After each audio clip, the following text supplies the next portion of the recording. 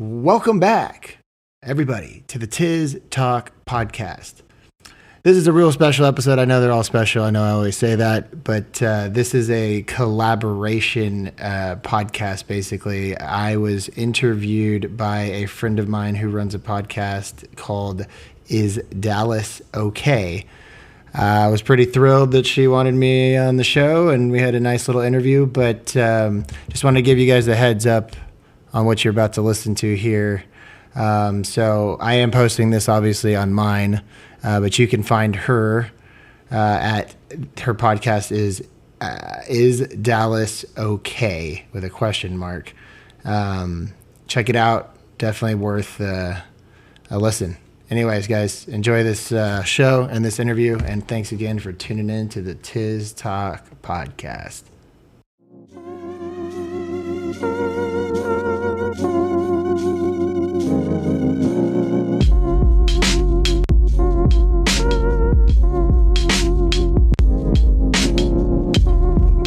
Welcome to the Is Dallas Okay podcast with Dallas Kailani. So today on the podcast, I'm going to be interviewing one of my friends, Taylor. He has his own podcast too.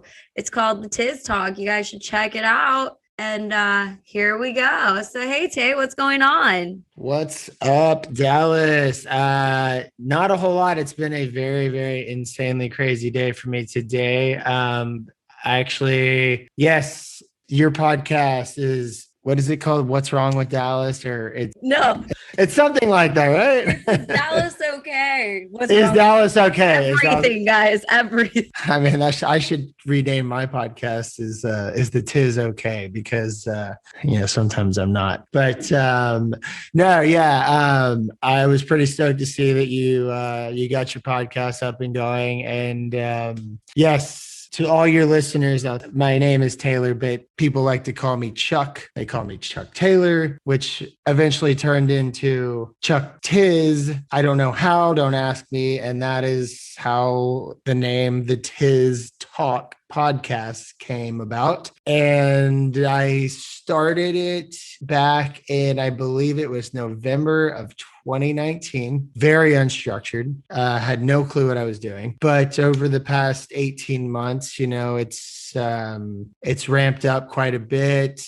I think we're at 30,000 plus, subscribers. That's I don't know how many. impressive. Yeah. Obviously a lot of that had to do with pandemic. It really ramped up. I would have thought it would have ramped up faster. But I learned a lot of lessons, like how to structure things better. I rebranded it. I'm actually in the process right now of getting the YouTube. We're going to start doing video now. And so I've just invested quite a bit of money on getting a proper studio set up in my condo. I'm waiting on this new webcam that's supposed to come in tomorrow, which is supposed to have like good picture quality. I could go on and on about it, but basically, listeners, if you guys want to listen to my podcast, it's called the TIZZ Talk Podcast. That is with two Z's, TIZZ Talk Podcast. You can find me on Instagram my personal Instagram is at Chuck Taco with two C's, and it used to be at Chuck TIZZ, but I got tired of it. And then also you can follow us on Instagram at the TIZZ Talk Podcast. That is TIZZ with two Z's. So yeah, that's kind of the story of the podcast. The reason why I started it, a good friend of mine, actually, his name is Ross Bolin, the Ross Bolin podcast. And I went to high school with the guy. I'm sorry, I didn't go to high school with him, but we were the same age. He went to West Side High School. I went to Bel Air High School here in Houston. He lives in Austin, but we went to the same parties and stuff. And he's got a really giant podcast. It's what he does for a living, and he was one of my biggest inspirations to really do it, after seeing the success that he had. And honestly, it's therapy for me, like I don't, May was sorry if I'm speaking. No. I was going to say that like you would like invite me and your friend over to like hang out at your place, and you were doing podcasts and stuff. I was like, I could probably do something like this. And that kind of inspired me to do it. So you are inspiring, Taylor. Oh, well, wow. I don't think anyone's ever said, hey, I don't even think everyone said that to me before. I appreciate that, Dallas. Of course. I'm an inspiration. Wow. Yeah, it's been a while since you've been over to my place. It's changed quite a bit. When you think Did you get furniture? Oh, yes. A lot, yes. Do you remember that time that we went? You don't even have cats. No snacks? I mean, I had a couch, I had a desk, I had a TV and a bed. Now it's fully furnished. Yes. So there was a table. Yes, I do have the glass table, and now I've got the coffee table, and I got the. You have a coffee table? Wow. Yeah, I got the carpets, and I got the whole sound panels on the wall now, and look at that. Yeah, I heard that. The guy that I recorded yesterday with Chris, he told me that. Is that the food guy? Huh? The food for the soul one? I started listening to it. Oh, Chris is someone that I know from Dallas, and he's a rapper, and we were just talking about nonsense for the most part, but he was telling me that I needed to get I should move all of my equipment into a closet and have a smaller space, because he records music, and he's like, that's the best place to record music at, is in smaller spaces. He's like, I'm sure it would be the same for you in a podcast. And I was like, he said that hardwood floors, it echoes so much, and the fact that I have high ceilings in here makes it echo more. And I'm like, interesting. No, he's got a point. And yes, I mean, obviously I also make music, as you know, and I'm a music producer. And Taylor's really cool.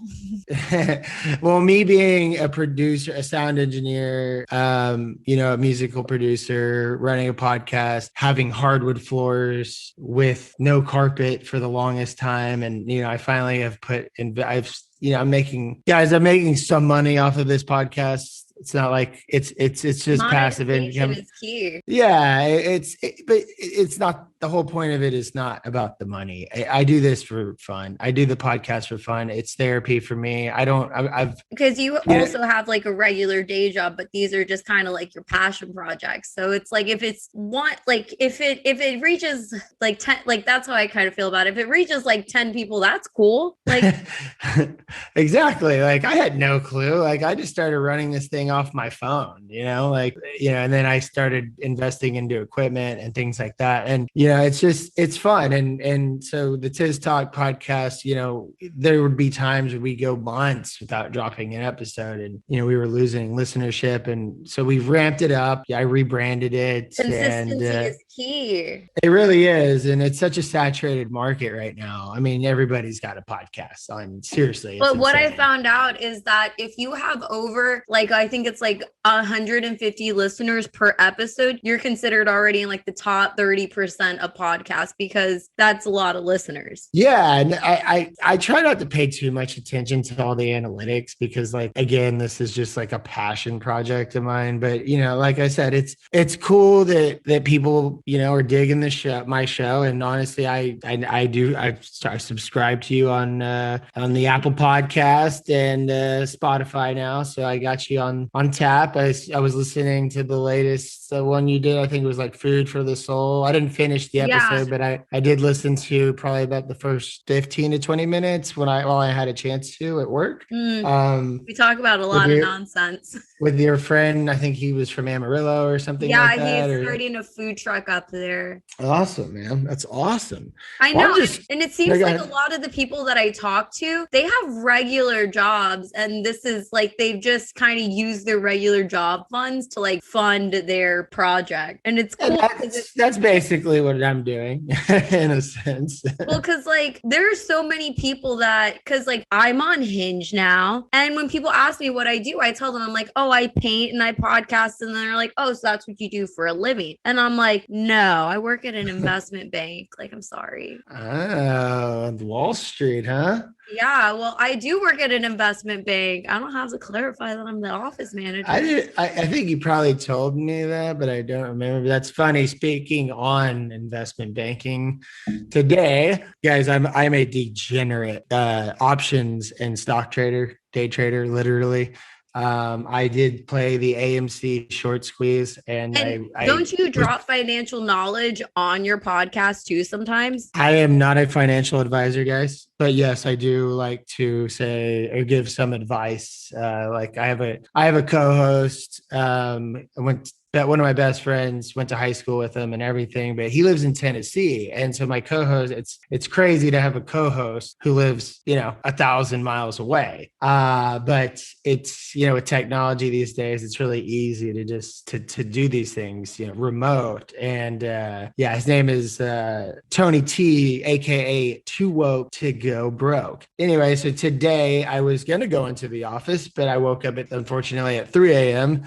That's when pre-market opens for the stocks. And I had a pretty giant position in AMC because of the whole short squeeze thing that's been going on. And man, it was one of the most wildest days in the market I've ever had. I couldn't leave my screen. I worked from home, and let's just say that the TIZZ made quite a bit of money today in the market, over 10K. I'll say that. It was the best day in the market I've had ever. That's awesome. Yeah. AMC to the motherfucking moon, baby.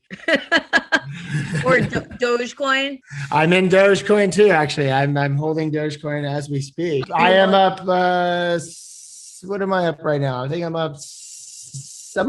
I got about 2,000 in it. I'm about $600 right now. One of my cousins, so he is a welder, and he's kind of like a welder contractor, so he never really knows where he's going to go work, right? Excuse me. And he was he texted me one day or messaged me. He goes, oh, guess where I am? And then sends me a fucking picture of a rocket ship. He's welding for SpaceX. And then he goes, yeah, man, I saw Mr. Tesla, and Mr. Tesla's bodyguards are all women. And I was like, hey, Mr. Tesla.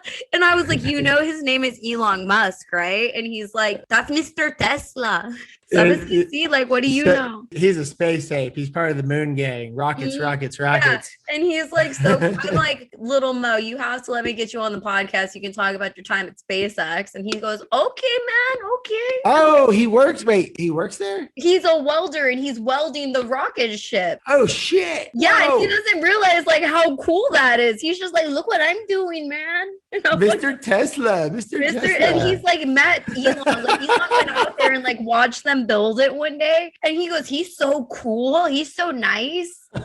That's so awesome. Yeah. That is so cool. And he was just like, I went up to him and I was like, hey, Mr. Tesla. And I was like, please tell me you called him Mr. Tesla. Just tell me that. I hope he did. I'm sure Elon would love that. I'm sure he did too, because he's funny as fuck. I don't know. I see funny. Is the he's what's his Tony? He's the real life Tony Stark from Iron Man. Yeah, I wish I had a Twitter so I could tweet at him and ask him who was inspiration. I don't have a Twitter, by the way, guys. I do not fuck with Twitter. I don't know how to use it, but from what I found out, it's really important. If you create an account for your podcast, which is what I'm considering doing, and then you just post clips on Twitter, then that's how things go viral, I guess, because people will then post and reshare. And I didn't realize that Twitter was so important until someone educated me on it. And I was just like, all right. It is. And I'm on the same page as you. I've actually considered opening an account with Twitter. I just, the way, and honestly, it's really wouldn't be for my podcast. It's more just to get instant news on stock, tweets. When Elon tweets something, Dogecoin usually goes to the moon or it drops or whatever, and so it's nice to have those things. But I follow plenty of people, that as soon as Elon tweets, I know about it because I'm constantly have live YouTube streams on of people like I said, AMC to the moon, GameStop. I'm a meme stock. To the Reddit. I'm not the biggest fan of the Wall Wall Street Bets like group, but I am very impressed and very shocked at how the retail trading community has come together and has created such a powerhouse to put these hedge funds in a position to where they've literally today, I swear they probably lost up to the way AMC went. It opened at $37 a share this morning. It closed yesterday at 32. It closed today at $68. Okay. Oh, damn. So AMC is running and it is just not stopping. Now, I did sell my position. No, GameStop had it before. It was GameStop. I can tell you a little bit for your listeners exactly what's going on about this. Yeah. Educate them. Yeah. So guys, I got into investing years ago, but more just like shares, like I never really got into options trading, and you guys might not even know what that is. And it's very complicated, but kind of like futures, basically what options trading is, guys, and I'll make this extremely brief without confusing the hell out of everybody. Try to explain it's like a 2-year-old because my yeah. So basically it's a gamble. You're basically saying, if you buy an option, there's two options. There's calls. You can buy a call option, means that you're bullish. Bullish means you're betting that the stock is going to go up. Yeah. Or you can buy a put, which you're bearish, meaning you believe the stock is going to go down. So you can ride the trends in whichever way you want. And if you believe that the stock's going to go down, you buy a put and you can make money off that. If you believe it's going to go up. But basically the way it works is when you buy an option contract, it's a contract. Okay. That's what it is. And it has an expiration date on it. And basically it's a contract that states, I believe, and there's many of them out there, but it's like, I believe if you buy a call option that on this day, like let's just say June 4th, because that's this Friday. That's most contracts on options, they expire on Fridays. Why do they expire on Fridays? End of the week. Okay. And every stock is different. Some have contracts that expire Mondays, Wednesdays, and Fridays. Some have some that expire once a month. It just depends on the underlying stock that you're playing with. But most do have at least weekly expirations. And so let's just say you decide to buy an option and you're bullish. You want to buy a call option. And so like, for instance, like what I did yesterday, I've been playing AMC for a long time, but I sold all my positions and got into some yesterday. I bought two $31 strike price, meaning calls, meaning I was betting by June 4th, which is Friday, the expiration date, that the stock price would be at $31 by the expiration date. Now, you do not have to hold these contracts, guys. Like you get into these contracts, like when I bought the contract, the stock was trading at like 22. Okay. I bought $31. I was betting by the end of the week, like, hey, I believe it's going to go at least to 31. But you have to realize when you're buying a contract, you're buying it, there's a premium price on it. So each contract costed me $440. Okay. So I bought two. I should have bought more. I was just kind of nervous because it was already you don't want to like put all of your not that it's all of your ponies, but like you don't want to bet too hard on something, right? And then trust me, guys, I've lost thousands of dollars doing this. Okay, but it takes losses to learn from mistakes and understand what you're doing. I do not recommend ever playing options trading until you literally do your own due diligence and understand, because there's just so many dynamics. Yeah, we have a whole team that does due diligence. I mean, you just look, it's just, you're playing with your own money. It's a gamble. It is legal gambling. But basically, to finish what I was saying, I bought these two contracts and, basically an option contract, it's a leveraged position. So basically when you buy an option, you are buying the right to exercise. You can exercise that contract whenever you want, but at expiration to buy. Each contract consists of 100 shares. Okay. So you don't technically own those shares. You own this contract, but you can you do have the right to exercise it, meaning the person who sold it to you has to sell you 100 shares at the strike price that you chose. So AMC, like I said, it's at 68. I could have exercised those contracts and owned 200 shares of AMC at 31. Now, I didn't do that. I just said, screw it. I'm going to just sell these contracts back to the market because I was up so much because of the value. Like I said, I bought them for $444 a piece. That was an $888 bet that turned into over 10K. The contracts were worth like a lot, and so the value of them just went up. So I decided just to sell them. I didn't want to exercise. So I sold the contracts for profit. And I'll leave it at this. The only problem, the difference between owning stocks and contracts is you have to deal with time decay. Okay. It's called theta. There's also implied volatility. There's a lot of factors that go into it. I'm not trying to make this a financial, I know for sure. But you're dropping some knowledge for some people who don't know. Exactly. And so you have to think, you have to understand that there is time decay. So that every day that you get closer to your expiration date, that contract is losing value. Okay. It's losing value. They call it time decay because the closer it gets to the expiration date, the less people are going to want to buy it because it becomes, either once it expires, it's worthless. When I started working at an investment bank, shorting the VIX was always like how people made money.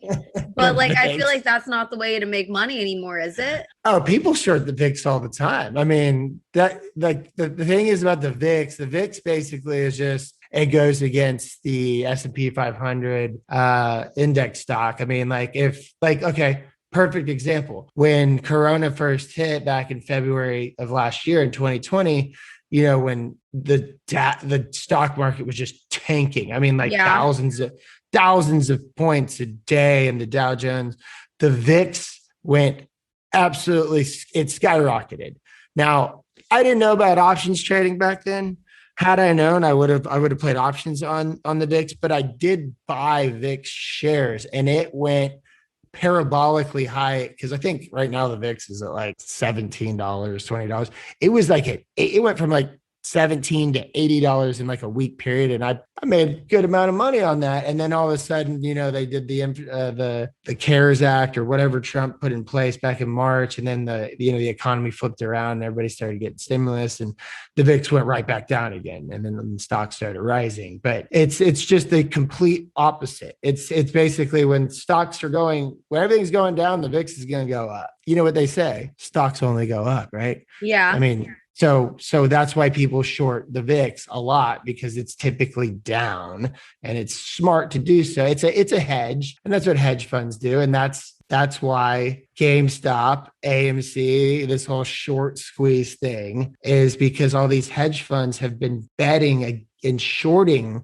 these stocks because honestly, they thought they were going to go bankrupt. I mean, why wouldn't they? I mean, GameStop. I mean, no one goes to GameStop stores anymore, and AMC. I mean, the theaters, especially the pandemic. I mean, it made sense to do it, but it's awesome to see these retail traders. You guys are like Robin Hood. I know quite a few people who day trade now as their full-time job, and I could make it my full-time job now if I wanted to, but it's just passive income. I enjoy it. I can do both at the same time. But you guys are helping these industries that were failing. GameStop basically got to stay alive because of what happened. No, they were going to stay alive anyway. But it's just funny. And it's actually an amazing movement, what's going on right now. This whole Wall Street bets thing. Again, I'm not a Wall Street bets guy, but yes, I am a retail trader. Yes, I do have a Robinhood account. I trade on multiple platforms, though. I'm not the biggest fan of Robinhood.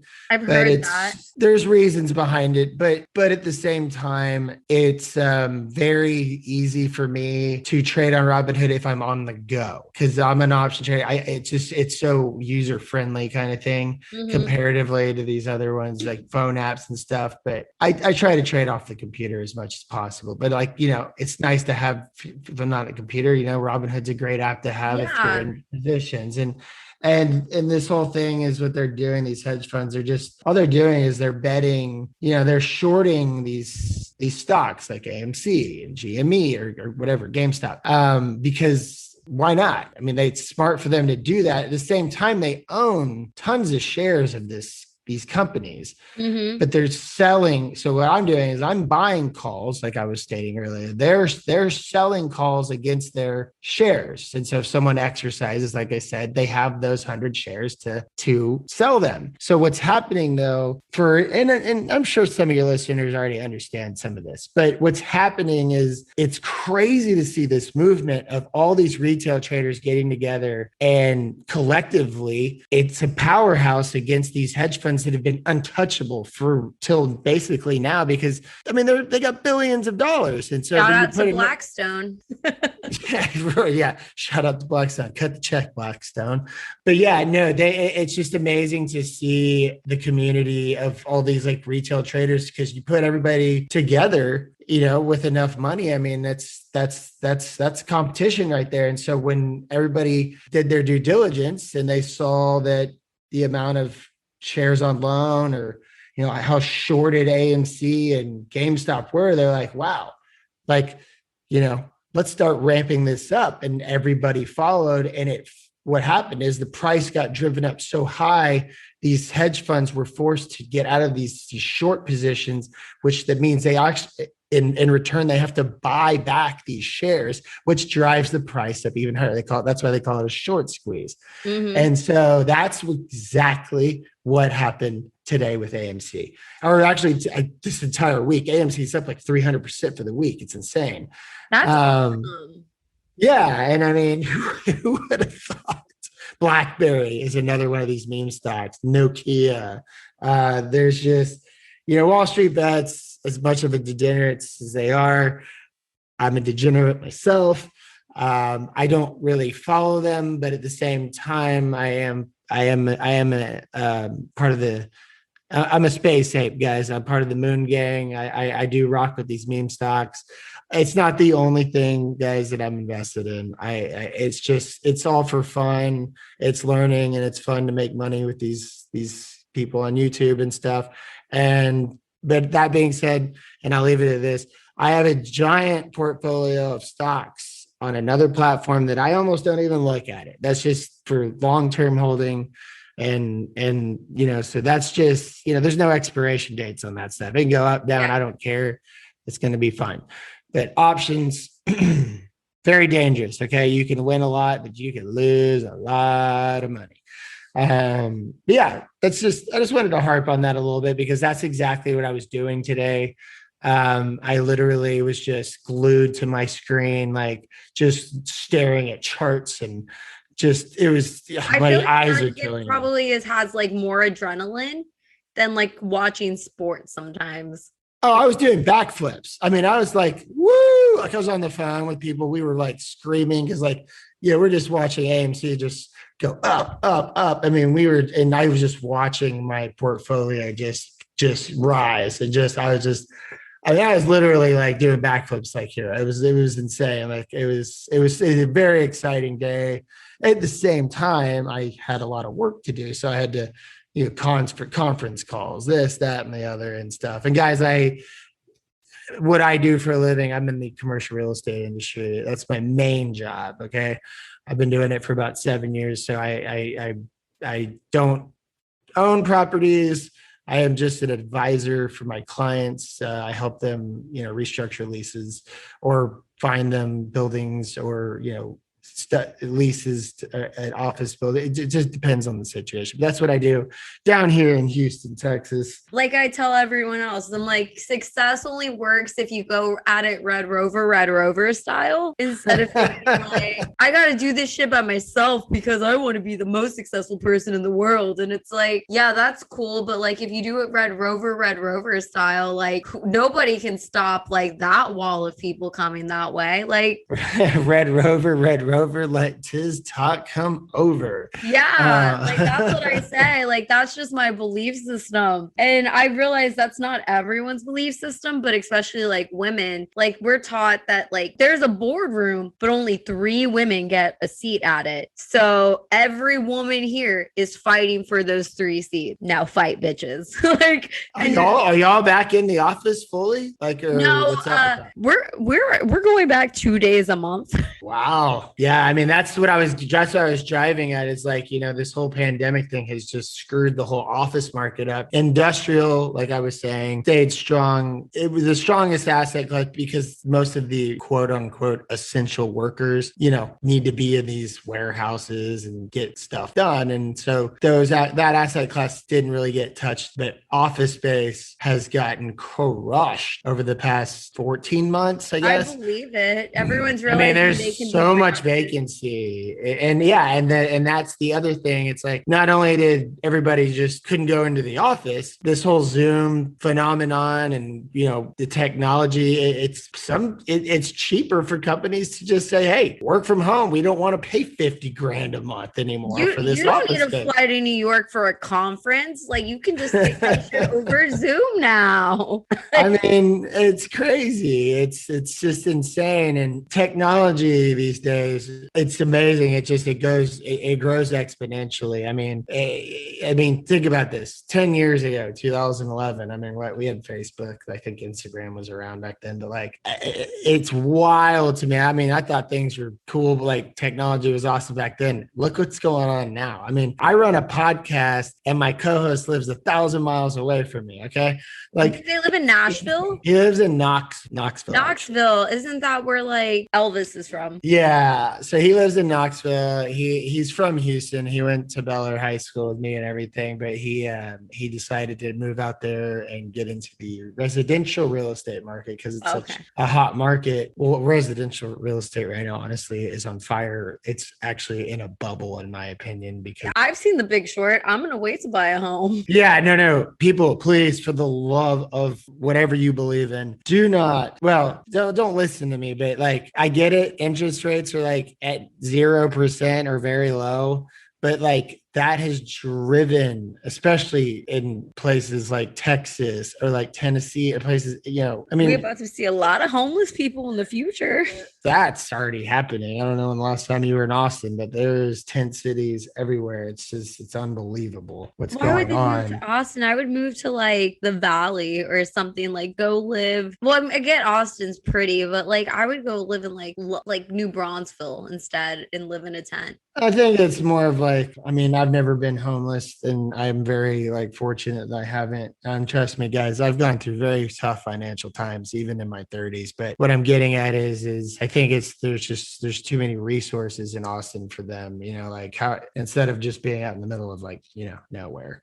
But what I was trying to say is if you want to buy a house and you're comfortable with paying like way overpriced right now because the market is just so hot, it's in a bubble. Someone would it will come down. Market, not a buyer. It is 100% a seller's market. You're 100% correct about that. But the demand is there, and that's what's happening. But it's I do the research. It is in a bubble. It will come down. My co-host is going to hear this. He's going to hate what I'm saying right now. But it's true though. It's in a bubble. It's not gonna. I don't think it's going to repeat the 2008 housing financial crisis. But we're in a bubble period, guys. There is no reason the stock market should be as high as it is right now. You know what I'm saying? Like, with stimulus check helped a lot of people make down payments. You know what? I got the stimulus checks, and that shit was in my bank account and gone the next day. Look, it's true. $1,200, $600, and then the was it 1,400 the next day? Look, guys, like that's only gonna help a normal individual. Well, now they're actually, I hate to say normal. Like July, that if you have a kid under 6, you get like $300 a month. Hey, look, if the government's gonna be printing money, guys, like hear me out on this. If the government's just gonna be continuously just printing money, and we're gonna go into a hyperinflation, which we already are seeing it. Shit, take it, take advantage of it. If they're giving it out, take it. I'm not a Democrat. Democrat. I'm not a Republican. I don't even call it Democrats and Republicans anymore. Honestly, it's them or them. No, it's Crips and Bloods. I mean, it's gang really war out here. It's gang war, and I mean, it's red and blue, Crips and Bloods. I don't care about who the president is. I don't care if it's Trump or Biden. I don't like them. I don't care for either of them. I don't trust anybody. They're politicians. You can't trust them, man. They're made to lie. They have a secret agenda that is going on behind the curtains, like the Wizard of Oz. Don't you think it's interesting that most politicians get degrees in like political science, not like they're stay-at-home moms or they're bakers or they're like scientists or they're they're mostly either lawyers or they're lifelong politicians, and I don't feel like that's what should be like representing us, because not all of us are lifelong politicians. I don't give a shit if right or left do anything. I just want people to be like, hey, just be good to other people, and like exactly. And that's a good point. And like I said, I don't like, it's all a big puppet show. Honestly, it really is. Like, they are being pulled by strings. If you notice, do we think that Biden was not benefiting from Trump's like new tax plan? He definitely was. He was probably they all benefit from it. That's why nobody's come to look at the border. They're still putting kids in cages. No one talks about it though, because they're like, we don't talk about Democrats doing it. I mean, I'm sure you know this, or you've noticed this. Any president who's been in office comes from a family of money. They don't just some guys off the street. These guys should know, right? I feel like that would be you're right. And that's what I liked about, and I don't like Trump. Okay. He's a very comical person. Let's just say that he's one of the worst. I thought Bush was bad at speaking. Bush was so funny. I wish I could find him. My dream is to find George Bush and drink a beer with him. Like, I could die after that. Yeah. And I didn't really care for Bush back then, but I was also in my 20s or whatever. Now I look back at him like, actually, Bush is kind of a funny guy. He's just kind of he was so clueless about everything. He was just like, but he would. What did he say? He's like, fool me once, shame on you. Fool me twice, can't get fooled again. Yeah. Fool me once, shame on you. Fool me twice, can't fool me again. Most classic line ever. Or when he dodged the shoe, that was amazing. I think Bush is my favorite. But like, I voted for John McCain when I was able to vote. Like, I'm not even afraid to say it. Like, I feel like anyone who war hero. He's a war hero. Yeah, but also anyone who wants to represent the country should have represented the country. And he did it hard. He went hard. He survived. Like, he got tortured. Yeah, he did. And, and that was just those are weird times. It was like during the financial crisis was going on. And like, basically Bush is like, here you go, Obama, like, have fun with the economy. Like, it was insane. But I just, going back on what I was saying about Trump, like, here, I'll say this, guys, I do vote. But when I do vote, there's always a blank line you can choose. I vote for Chuck TIZZ every single time, or my name, Taylor, my actual name. But every time. Do it, you'll be president, right? Hey, I mean, if all else fails, it's like, hey, nobody voted for them, and it's like all of a sudden I'm like top candidate. Like, are you kidding me? TIZZ for prez, baby, all day. Right. Actually, there's an episode from like last May that I did. It's actually, the title's called TIZZ for prez. It was like right when the rioters and all that stuff started happening with George Floyd. But no, that's not a joke. That I really do. When I do vote, I do vote for myself every time, because I don't care. I don't care who the president is, because honestly, you should care more about your local government. You really should, because that's what's going to affect you anyway. I mean, like, your local government is what you really should be paying attention to. If you're the type of person who's just going to vote everything Republican across the board, or Democrat, whatever, Crips, Bloods, you don't. That's the stupidest thing thing ever. It's like, well, how could you do that? Like, I always feel like if they're gonna have representatives, they should just say we're gonna from like each county or something, one Republican, one Democrat. Now you got to figure out how to work together. And if you can't figure it out, you shouldn't do it. Compromises everything. I mean, just look at what happened over the past, 4 years. I mean, this has been going on since before, but I mean, how many mass shootings? I mean, it's like an everyday thing now. And did you see it's crazy? Really quickly, talking about mass shootings, did you see that because of the pandemic, then Trump tweeted, we haven't had a school shooting in so long. It was like the schools are fucking shut down. Yeah. I mean, well, that's another reason why Trump makes me laugh. He's, like I said, he's one of the worst speakers. I swear like I said, I thought Bush was bad at speaking, and no, Trump tops him all day. He was so proud.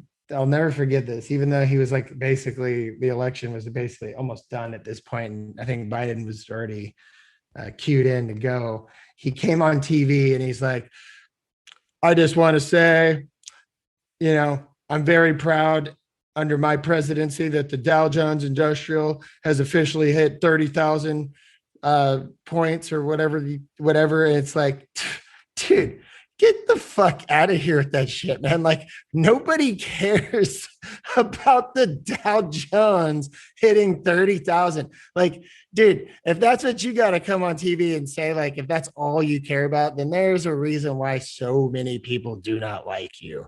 Well, I'm not gonna lie, like the whole lockdown thing. I mean, God, that I don't know about you, but I didn't even know what day it was at one point. It was just everything blended together.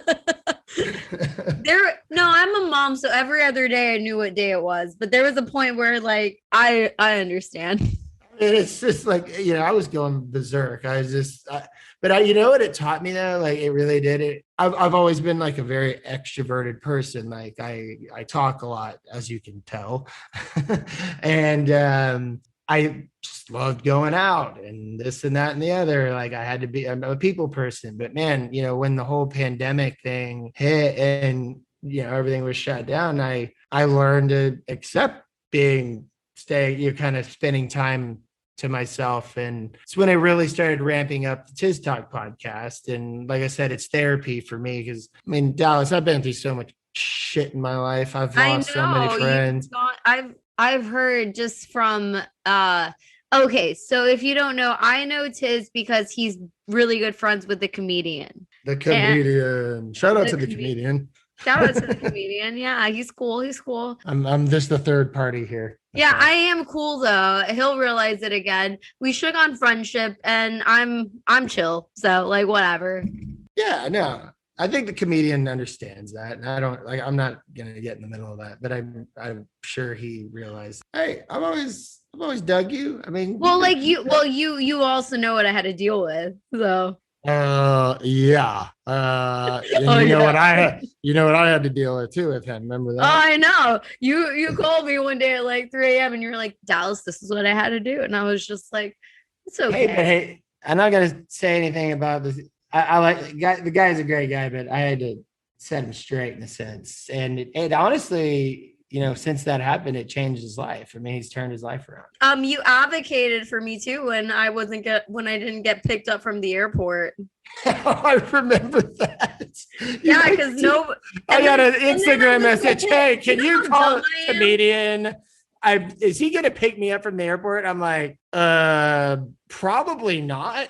Well, like the other thing was that, you know how dumb I am? After I got picked up from the airport, I went to go pick up his laundry to do his fucking laundry. Jesus. I mean, the things you did for that kid. I mean, that's what I'm saying is I know he appreciates you. It's just what it is.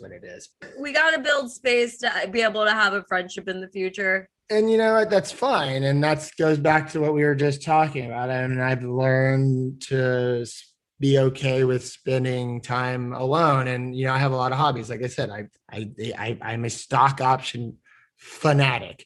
I literally am constantly on conference calls. I have the ability to work from home or go into the office because I'm a commission paid person. I'm a 1099 independent contractor. Even though I work for a firm, I don't I am my own boss. I can work from home if I choose to. I don't have to go into the office. So I can do what I please, but that comes at a cost because I don't have a salary. Like, there's no guaranteed money. You have to work your ass off and take gambles and spend a lot of time on these deals that sometimes go to shit after spending a year of time on them. And that's happened. That is a gut punch, guys. That is the worst feeling ever. And it's happened so many times that I'm just used to it. No, what I'm saying is, though, is just like, I've always been that kind of person. I've never had a salary job. I've never had like any kind of, fixed payment. I've worked for startup companies. I've bartended. I'm a 1099 independent contractor, and I'm driven. I'm an entrepreneur. That's a tax form. Yeah, exactly. Well, I always end up owing a shitload of taxes because none of my taxes are taken out of my checks. I have to make sure I go keep back track and of that. back pay it. Yeah, exactly. But like, I'm just more of like, I have that entrepreneurial spirit in me. And like, I like to look at the sky's limit, or there is no limit, because in my business, you can make absolutely nothing, or you can make a shit ton of money. I mean, when I say a shit ton of money, you can make, like I said, the sky is the limit. You can make billions of dollars. I mean, I know people in the industry who are in their 50s and 60s have been doing it for a long time that are, billionaires. It's just crazy the amount you can make, but you're taking a risk. You got to value your time. It's how you value your time. And, and that comes back into play on just about everything that I do with my life.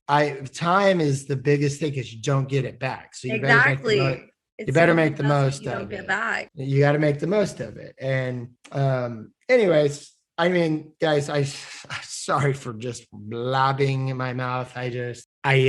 Sometimes I just need to just stop talking and just listen. But it's just part of my personality. And I think that's why, I enjoy doing the podcast and why it's ramped up so much. I'm just a talker. You're excited. You're excited about it. No, that's a good thing. Enthusiasm is key. You know what the true definition of success is? Jumping from failure to failure without losing enthusiasm. Amen. Amen to that, because I have tried and failed many things. And as long as you don't give up, you don't fail unless you give up, right? Like, you could literally fail at an attempt after attempt if you keep striving and thriving to do what you want to do. And I mean, you could go back and look Elon Musk. I mean, there's interviews of him saying exactly what I'm saying right now. He multiple times, failed at several different things, but he never considers himself a failure because he never stopped. He kept trying, whether it was something different or if it was the same concept. And now look at him. He's the richest man in the world. Yeah, he's the man. He is the man. Elon Musk is the man. I mean, he's selfless. Iron Man or Batman, but he's one of the two. He might be a combination of both. If I could speak for him, I would probably say he's more inspired by Iron Man, just because Tony Stark is the man, and like the whole technology thing. And Bruce Wayne was kind of born into money, as far as, you know what I mean? He came from a rich family, and Tony Stark was a self-made man, as Elon Musk. Whereas, because Bruce Wayne didn't go and build that. He had a team build all of his stuff. Well, he was born into it, as the story says. I mean, but I'm sure both parents died, though. Elon Musk still has his parents alive, so he's probably just like, thank God. We're talking about a fictional character here. Well, yeah, no, I'm saying that he's probably like, thank goodness that this didn't happen. Or do you think he's disappointed that his parents are alive? Just like, fuck. Honestly, I don't know. Are his parents still alive? Elon? Yeah, I think his mom is still alive. She's like a nice little lady. She was at a Saturday Night Live performance. He's got a pretty big family. I know he's got a ton of kids. I think he's got 5 kids. They have really cool names. I think there's Kai, Damien. I know he lost a child. I know that one of them died. I don't know what, and I don't know when. SIDS when they were little. I don't really know, but I know one of the kids did pass away at some point. I think it was obviously. I don't think it was he was in a car accident or anything. I think it was just health issues, but yeah. I don't know. Fact check me on it. I don't know the details. I just know that one of his children did pass. I don't know when, and I don't know how old the child was, but he has 5 kids though. I know that. And they all have really Yeah. cool names. Except the one that looks like a cat ran over the keyboard. He seems like a nice guy. He seems like there are like a few people that I would love to have a beer with. George Bush being one of them, Elon Musk, Mr. Tesla. I would love to have a beer with him too. Yeah, I mean, like Willie Nelson for sure, Matthew McConaughey. Oh, I mean, come on, the list goes on and on. I mean, don't get me wrong. I'd rather smoke a joint with these people, but yeah. You don't have to I feel like either. Bush could probably roll like the best joint. Oh my God, that would be the coolest thing to smoke a joint. Well, he grew like didn't George Bush Dubs. Isn't that like in Harold and Kumar? Oh, I think it is actually. Like, yeah, that's right. He like lands in their house, like or some shit on the parachute. And this is like when he was president. Yeah. No. Remember when Will Ferrell did that stand-up comedy, like whole show? He was like dressed as Bush. Do you remember that? No. Okay, if you haven't seen it, go watch it. Look at Will Ferrell, George Bush stand-up. He's dressed like Bush. He's on stage for like an hour and a half and he's just like being Bush while Bush was president at the time. It was fantastic. It was one of the funniest things Will Ferrell's ever done. Besides Step Brothers, which is by far my favorite Will Ferrell movie ever. You got to check that out, guys. If y'all haven't seen it, look up George Bush. Will Ferrell. It's hilarious. Will Ferrell's a funny guy. I didn't appreciate him until I got really into his catalog of movies. I didn't, I kind of agree. I wasn't the biggest fan of him either until what was the one? I think that really got my attention from Will Ferrell was when he did that movie about the college frat house thing. Old School? Old School. Yeah, that one. Yeah, that was what really made me just start to pay attention to Will Ferrell back then, because that movie was hilarious. Shotguns. We're going streaking. He chugs that beer bongs that thing. He's like, oh, when it hits your lips, like that shit just cracked me up. And ever since then, he's been funnier to me and I've paid more attention. But anyways, I don't know how we got on Will Ferrell, but anyways, why don't you brought us to Will Ferrell. Yeah, Funny Man brought us to another funny man. Yeah, and that's another beauty about doing podcasts. Like I try to structure them and have things to talk about, but honestly, the best shows that I have are when we just go on these organic tangents that are just so off topic. And those are the best and honestly the funniest episodes. They just kind of they're winged, it's just winging it. I think organic conversations are key, but no, that's why I drink seltzers while I do my podcast, because I'm it needs to feel like a actual conversation. We could be sitting in a restaurant and have this conversation, or we could be sitting on a couch and have this conversation. But I don't want it to feel too, what is it called? Pressured that it needs to be something that it's not. No, yeah, you're at 100%. I agree with that. And I used to, and I still do occasionally, will drink during my shows. I have found that I tend to get a little sloppy sometimes when I do that. Oh, you do? Come on. You see, I think we've tried to run one even when you were at my condo that one time, and obviously it never got posted because it was just bonkers all over the wall. I think it was me and the comedian arguing the whole time. I mean, don't get me wrong. I have that episode, the file saved. It just never was posted. It was us arguing the whole time where he's like, you need to stay back there. And I'm it was a little chaotic, but that's fine. It's just I try to not drink. It's okay to have a drink or two, but there was a point especially during the pandemic when I was first doing this whole thing, I would be drunk on some of my shows. Oh yeah. I had to take some down because I was whoa, no, that has to go down. And I edit and produce. Well, I still have the slap that's been heard around 1,000 suns. Oh God, Jesus. That was something else. Yeah, that was something else, man. I swear to God that I forgot about that.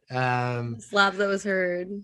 Yeah, that was a lot of people saw that because the comedian himself just loves to put at that point in time just loved to have everything on social media. I am honestly, guys, I hate social media. I do have an Instagram account. I have Facebook. I don't get on Facebook ever. I don't even know the last time I checked it. But um, even Instagram these days, I don't really touch it. The only reason I use it is typically is just when I drop a podcast, I drop a post. That's it.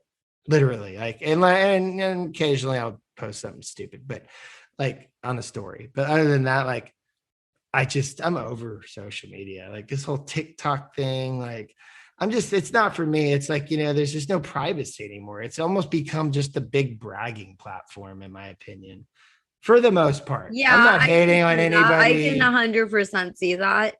I'm not hating on anybody who loves it. Like that's your thing. That's your thing. I just like, it's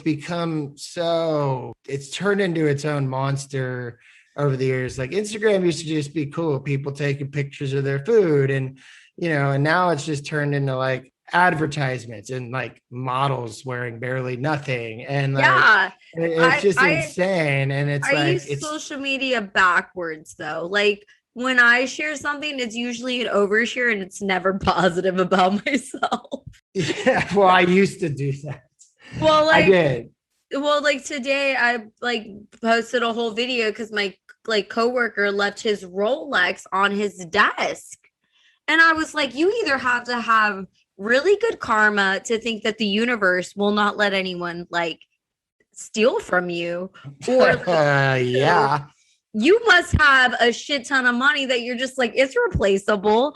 Like, it's a nice Rolex. Yeah, it's just a $10,000 Rolex. I get another one. It's a little bit more than a 10,000. Like, it's well, whatever, $20,000. I mean, I'm just saying, like, that ain't chump change, guys. Like, no, and I like texted him and I was like, dude, you just left this out. He goes, it's not a big deal. And like a lot of my followers were like, it's probably fake. It's probably fake. His parents have a house where like Mark Cuban has a house in Dallas. And I'm like, shout out to Mark Cuban, by the way. Mark Cuban's a cool fucking man. He's a man, dude. That guy is, I didn't like him at first. And I actually, sorry to interrupt you. No, it's totally good. I had to just say this. I was never the biggest fan of Mark Cuban. And honestly, it's just in my head, like, I'm not really the biggest fan of these like super rich people. Like but I have to sometimes just take a step back and listen. And so I listen to a lot of podcasts, guys, not just my own. I have to listen to my own, unfortunately, because I edit them and I engineer. I'm a sound engineer. I have to go back and listen to all and cut stuff out and all this crap. And, so I have to hear myself over and over and over, which actually helps. I get to self-critique myself in a sense. Yeah. It actually helps me improve. But where I'm going with this is I listen to, so Steve-O from Jackass has a podcast called Wild Ride, and it's a really great podcast. I mean, I feel like everybody has a podcast now, but anyways, he interviewed Mark Cuban like a month ago or so, and I listened to it, and it was my whole perspective on Mark Cuban changed after listening to that podcast. Like it really did. Like I respect the guy so much more after hearing. He's a nice guy. He just had so many good things to say, and I just respect the shit out of him now because like it took me to hear a fucking podcast and hear him be real. And I was like, damn, this guy's a legit dude. You know what I mean? Like straight up. And real recognizes real. So he was looking real familiar. And the funny thing that I related to him about the most is I'm really bad about interrupting people, and I have to work on that. Like, and I do because of critiquing my podcast and stuff, because I do like interrupt like crazy. It's just because I have so much crap on my mind. My mind just runs like crazy. I just want to get it out there, just say what I got to say. But Mark Cuban said this. He was like, he even said the same thing. He goes, I am the worst. He said this on that podcast. He's like, I am the worst when it comes to interrupting. Literally, like he admitted that. And I'm like, oh shit, me too. He's like, and I took a tip from him now.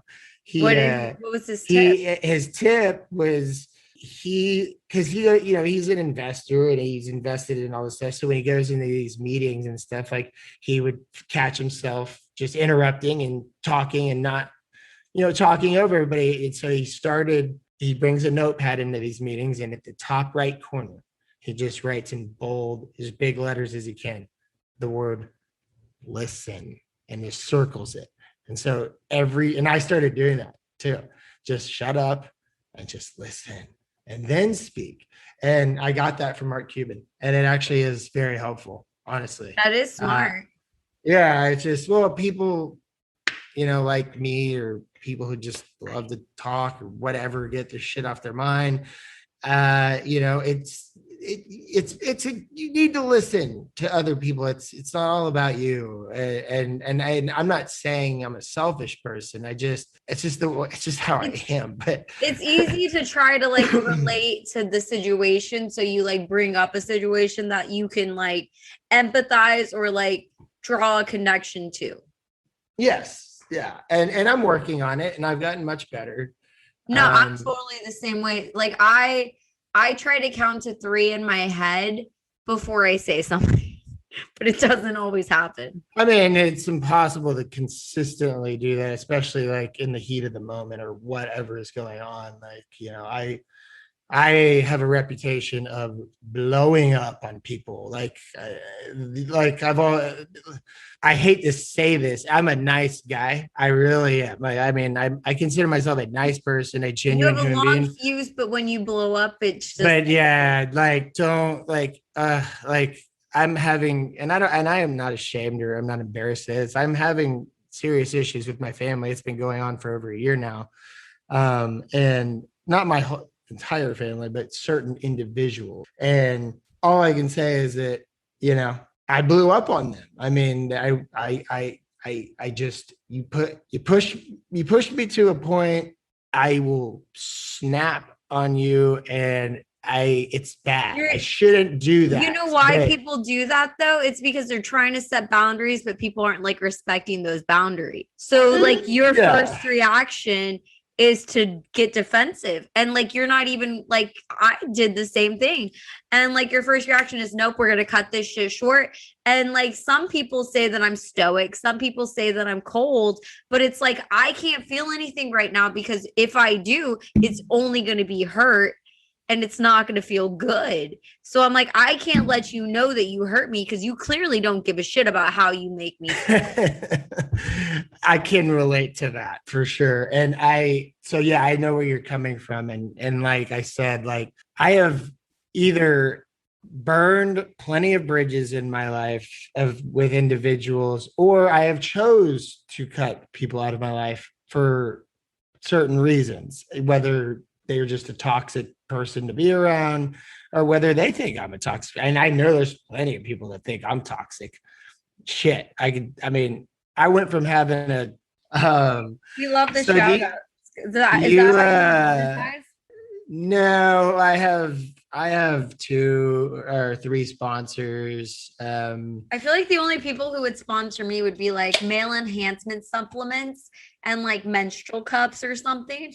That's funny. So one of my sponsors is like a supplement company, FNX Fit. They do like, just like what any other supplement company, like, green powder, whatever the hell.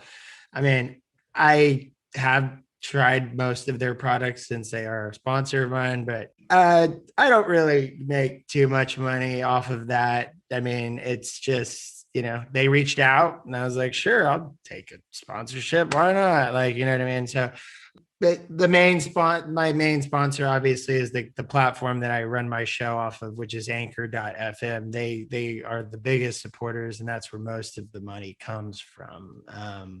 Because people like click on your link and sign up through you, and just Anchor in general. Like, shout out to Anchor guys, anchor.fm. Spotify owns them now, but if you want to get into a podcast, I highly recommend starting with them. There are some pros and cons to it, but it's the platform I use currently. Someone scared me, like this girl I know, she has a podcast and she used the platform that I use, but she scared me away from Anchor, because she told me that like, let's say you post content on your, like, on Anchor, and then for example you then watch a TV commercial and they're playing your podcast, but they're not giving you love. And it's because they own the rights to like what you share. But I mean, it's the same way with like Facebook or Instagram or those things too. You're right. Technically, own, they do own, like, it's technically still yours, but they do own the rights. It is still yours, but yes, they technically do have ownership over your podcast in a sense. Now, that is why I don't edit my shows through Anchor's platform. I take the files, whether I do this on a Zoom or however I'm doing the show, I edit it on my own DAW, digital audio workstation. And then I take that file and then I upload it into Anchor, which it's safe. It's a more safer way to do it instead of just leaving everything on Anchor. Like, I have all of my episodes on a hard drive, so I got them for life. If I've ever wanted to get off Anchor, I could. Now I don't know all the details about this whole ownership thing and how much they put control and power they have over that, but if you I'm not too worried about your it. Account off Anchor and like went to a different platform, they couldn't do anything really about it. They probably would. Yeah, and you can do that. They have an option to do that. I mean, there's on the dashboard you go on, it's like, if you want to switch to a different platform, here's how you do it. And it's fine. I think they've become a little bit less crazy with that. Yeah, like they're not especially since serious with it because so many people do a podcast, and Spotify now owns Anchor, and Spotify has blown up with the podcast game, especially now that Joe Rogan is literally only exclusively on Spotify now, the biggest podcast in the world. Planet, whatever. I enjoy or synonyms for each other. Mother Earth. We're living on a spaceship, guys. And we need to take care of the spaceship because right now we are fucking it up. We are a cancer to this fucking planet. I swear to God, the human race has fucked this planet up. But the planet ain't going anywhere. That's why we're just gonna kill ourselves. I mean, that's what's gonna happen. Well, that's why I like weather, because it reminds us who the fuck is in charge. Oh yeah, Mother Nature, no bias there. I mean, like look at COVID. Look at Hurricane Harvey. I mean, it doesn't give a fuck. No, Mother Nature will come, and she'll come for you hard. She's gonna be like, "You're gonna disrespect my land." Winter storm, Texans. Winter storm. Oh, dear Lord, the Snowvid or whatever you want to call it. I've heard Snowvid. Snowmageddon. The Snowmageddon, the Snowvid, or I've heard all sorts of names. That was a crazy experience, I gotta say. I learned how to cook over a fire, and I started a fire, and so I was still friendly with the comedian during this time, but strictly friendly. And I'm aware because I know that he was like, yeah, I'm gonna go over to Dallas's and stay there because me and him would like lose power at the same time because we live. You should have came with them, and we could have hung out. We could have. I was doing my own thing. I mean, regardless, the whole Snowvid thing, that whole freeze, that was just absolutely insane. I don't know if you had to deal with any pipes busting or anything like that. But I sure as hell did. I didn't have any pipes bust in my apartment, fortunately. Luckily, the comedian had a great idea that there's a retention pond at one of the businesses that I live on, like the street. So we went and filled up like one of those yellow kitty litter containers full of water, and that's what we were filling like my toilet with. Oh shit. So like people could use the bathroom. Yeah. The water worked, actually. Fortunately, the water never stopped. I just did have water stops here. They turned, and then my apartments opted that since it was like a Friday when the water turned on and they were going to go home for the weekend, they killed our hot water for the week over the weekend, so that way they wouldn't have to worry about people busting pipes while the maintenance man wasn't here. Oh, don't get me started on what I had to deal with. Trust me, like it was absolutely absurd. Okay, like you've been to my place. So underneath my condo is the parking garage. So there's nothing below my floor besides open air. And all that cold air settled underneath. So when the power went out, And it would come back on, but the heat never came back on. Right. So the heat was power would go on and off, but the heat wouldn't come back on. It was, I got a thermometer. It was 25 degrees in my condo. Yeah. Because legitimately 25 degrees because I don't have a lot of sunlight. I have like one area where the sun comes in, and I have a floor that is literally got negative, 19, 12 degree temperatures underneath in the garage, just sitting there. So the floor was basically ice. There was ice in my bathtub.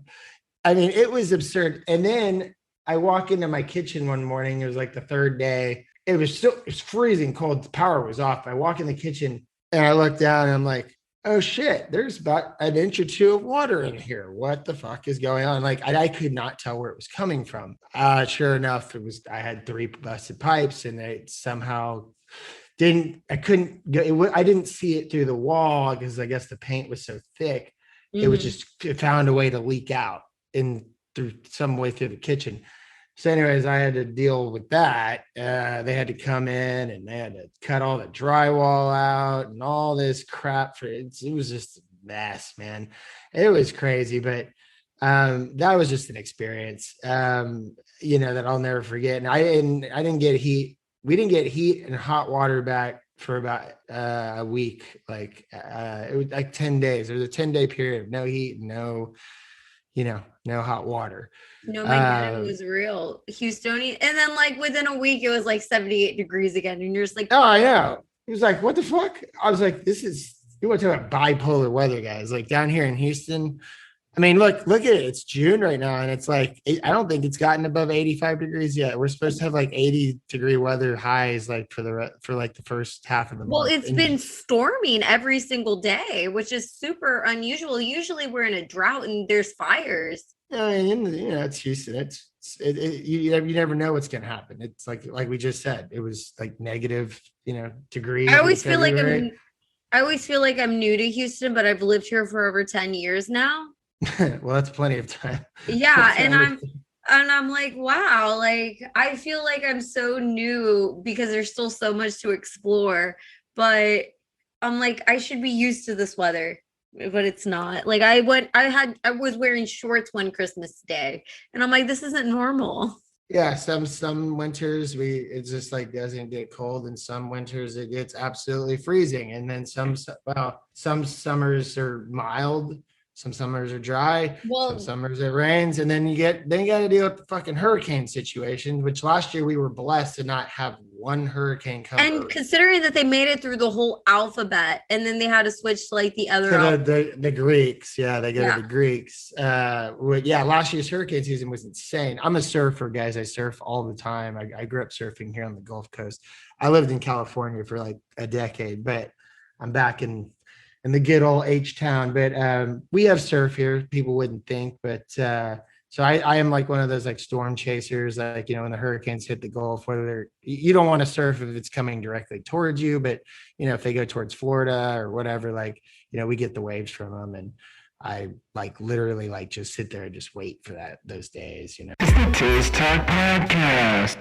TIZZ Talk Podcast. I don't know if you knew this about me, but when I lived in Virginia, because I've always grown up by the ocean, my dad was in the Navy. So like, of course you need water, right? So I skimboard. Oh yeah. Texas is not the best place to skimboard because the beaches are not very slanty. They're rocky. Not really. Like pebbly, like there's pebbles on the beach. I mean, God, go to California and tell me who's got rockier beaches. I mean, we don't have just like. I don't know. I'm just used to like Chesapeake Bay and like the Atlantic Ocean. Oh, you're talking about.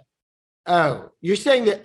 Did I hear you wrong? You're saying that Texas has rocky beaches? Well, I mean, like the beaches just don't feel the same. Like when you go to. They suck. They're fucking horrible. But we're trying to. No. The beaches suck here. Like the water is brown. And sometimes you get oil on you. Water is brown. The beaches are like eroding like you wouldn't believe. Like Surfside, Texas is where I typically go surf, which is about a 45-minute drive south of Houston. I remember in high school, you could park your car on the sand. There is no beach anymore. It is water it goes to the street. They had to put rocks up, like, against the street to keep, it's like a seawall almost. I mean, the beaches are literally disappearing. It is absurd. It's just, we have shitty beaches I wonder here. if it has anything to do with the polar ice caps melting. I think it has a lot to do with just like, like human construction, things like that. And also, you go to Florida, the Gulf, be like Pensacola Beach, or what's that, Panama City. Those beaches are like white sand and like blue water. But then you come anywhere on the other side of Louisiana and the Gulf Coast, nasty beaches. I mean, I feel like it stops in Biloxi. Like as soon as you pass Biloxi, you're in like a horrible beach land. Gulf Shore. My parents used to live in like Gulf Shores, like Spanish Fort, Alabama kind of area. So like I got spoiled every time I would go visit them. I'm like, I will rather drive 6 hours to go to like a blue water beach than go to Galveston and drive like an hour and a half.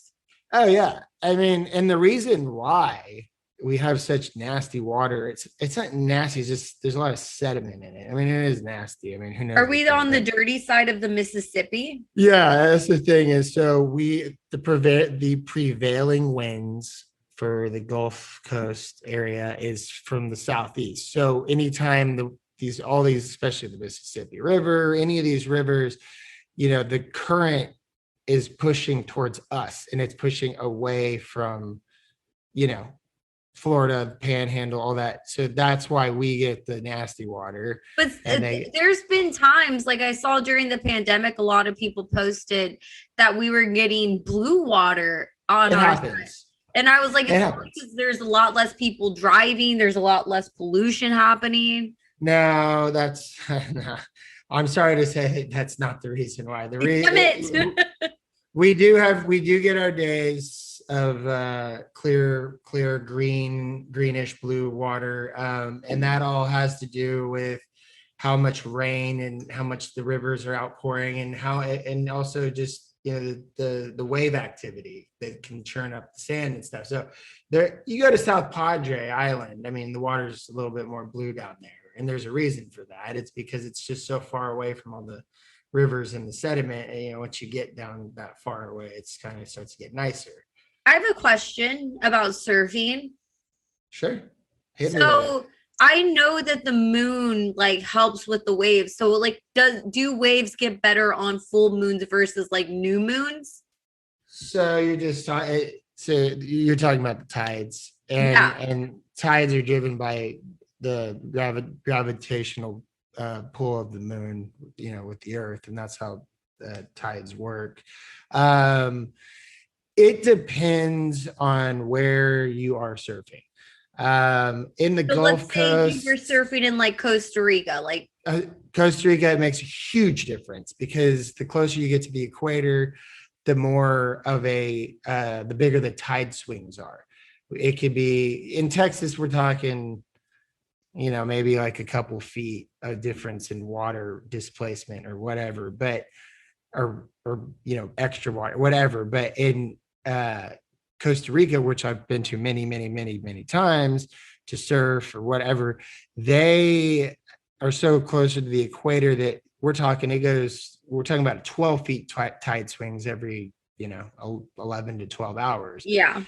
And that plays a huge factor on the surf, and it depends, every surf spot, it works differently on different tides. Like some surf spots are better on low tide, some are better on mid tide, like in the middle between, and some are better at high tide.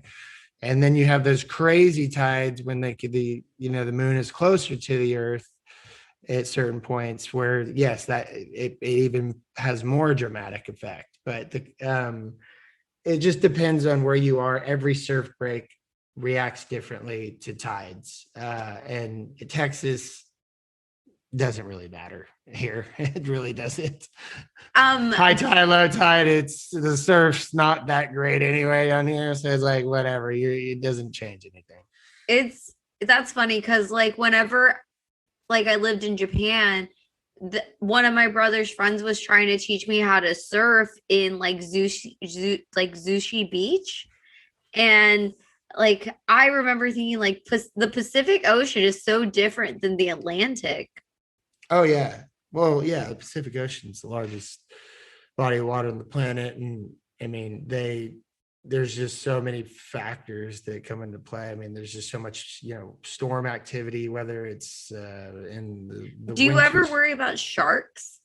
No, I don't. Sharks. But you basically look like a seal when you're on the board. If sharks scared me, I wouldn't get in the water. Like it's just, I fish too. I'm a big fish with my family, and we catch sharks. I mean, sharks don't scare me. People are scared of sharks because it's the way as the society, like people see Jaws, the movie, and they just are terrified of sharks. Honestly, we kill more sharks as a human race, like over 1 million times more than any shark has kills humans. Like, and you know what I'm saying? Like literally, it's horrible. It's so bad. I've watched a documentary about that's why they tag them so people stop killing them. Yeah, I mean, but there's just a black market, especially like over in Asia, but shark fin soup, which is that's like a delicacy. Like, I don't want to eat that shit. I wouldn't eat shark fin soup. It sounds disgusting. But I had blowfish in Japan. I mean, I'm down to try all this stuff. I love tuna. Like, don't get me wrong. I love ahi tuna, like yellowfin, all that. But I know what's going on, and they're overfished, and it's just it's a fucked up industry. Honestly, it really is. Commercial fishing. I've seen what is it? Like the one on Animal Planet where they like try to save the dolphins and like all the whales because they're getting picked up with like this big commercial fishing. Like commercial fishing is probably the worst thing. So like the people who are like, oh, I eat fresh water like salmon or tuna and stuff. It's like you probably shouldn't. Well, tuna is different. Like people love salmon, right? I mean, I used to love salmon, and now that I have educated myself, if I go get sushi or anywhere, I always make sure to ask, is this farm raised salmon or is this wild caught salmon? Mm-hmm. If it's farm raised salmon, I'm not going to touch that shit. Okay. And I'll tell you why. I don't know if you know this, but farm raised salmon, they're basically just they're farming these salmon like these little tiny fish like lakes almost, and they're just swimming in their own feces and just parasites everywhere. And actually, farm raised salmon, since they're not getting the proper nutrients they get, they're not actually pink or that orangish color. You go to the grocery store and you get farm raised salmon, they color that shit. It's disgusting. It grosses me the fuck out. So that natural wild caught salmon is naturally pink, or that color, salmon color, whatever. But I don't know if you knew that. Farm raised, it's like tilapia. I won't touch that shit either. Tilapia is like bottom feeders. It's basically like cockroach fish. Well, I mean, so is farm raised salmon. I mean, it's not their fault. That's just, that's how they're being raised in a cesspool. It's disgusting. It grosses me out. And so I'm very like adamant about, Well, I mean, the same could be said though about like chitlins. I mean, the same could be said about anything. The way that look at all, the farming industry, like, cow farming, like all the chicken. I mean, it's just the environment that these animals are living in is absolutely just horrific and disgusting. I don't eat animals anymore. I've gone vegan lately. That's good. I'm more of a pescatarian. I do eat meat every now and then, but I typically just eat, fish and veggies, and that's my main, for the most part, that's what I eat. But I also, treat myself to a steak every now and then or whatever. Yeah. Well, red meat's great. So like I'm okay. So I wouldn't say that I'm living like a vegan lifestyle. I would say that I just don't believe that every time I eat a meal, an animal has to die. So I try to eat like no meat at least 6 out of 7 days. But I still feel like protein is good, but if you eat good protein. So now I know wild caught salmon is good protein. Yeah, I mean, you can get protein from so many different sources now that it's like this whole like, what is it, Beyond Meat or like the Impossible stuff. I mean, the plant-based meat stuff. I mean, don't get me wrong, like I have nothing against it. I've had them, taste great. I mean,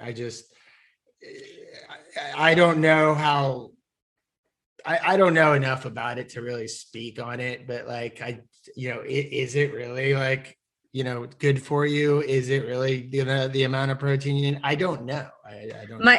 It's so funny because my sister-in-law is keto. So like going to a family event. What is keto, by the way? If you don't mind asking. So keto is like where they don't eat carbs. It's basically Atkins on a Joe Rogan, like a Joe Rogan mentality. It's rugged Atkins diet. Rugged Atkins. Okay. Because so I remember basically the they don't Atkins eat diet carbs. was like a 90s, like 2000 Yeah. fad. And now it's like, then there was the not keto, but what was the other one? Paleo. Yeah, paleo or like the caveman diet or whatever, where you only eat meats. Like you don't go through any, like you only go to the outside sections of the grocery store. You don't go to any of like the pantry stuff. And I'm learning like pantry stuff isn't that bad as long as you get the good stuff. Yeah. I mean, I'm pretty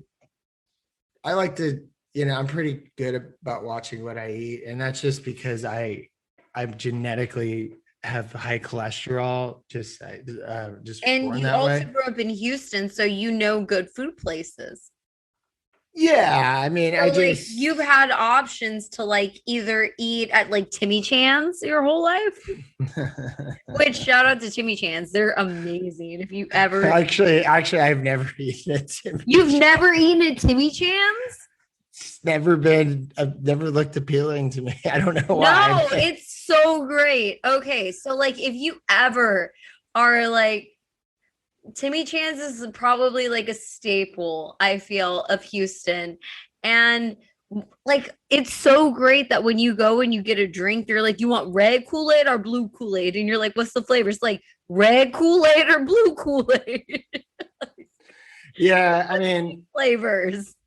I maybe have been there. It's just it must have been a long time ago. I don't know. I don't really eat out that much anymore. I either cook at home or I enjoy cooking. I actually enjoy cooking. I'm like I'm a bachelor. I'm a single guy. I live alone. Like sometimes it's just easier for me. Are you cooking now, Taylor? I mean, I've always cooked, but no. When I met you in the middle of the pandemic, you would like get a bag of spinach and then like put some dressing in there and just like eat it.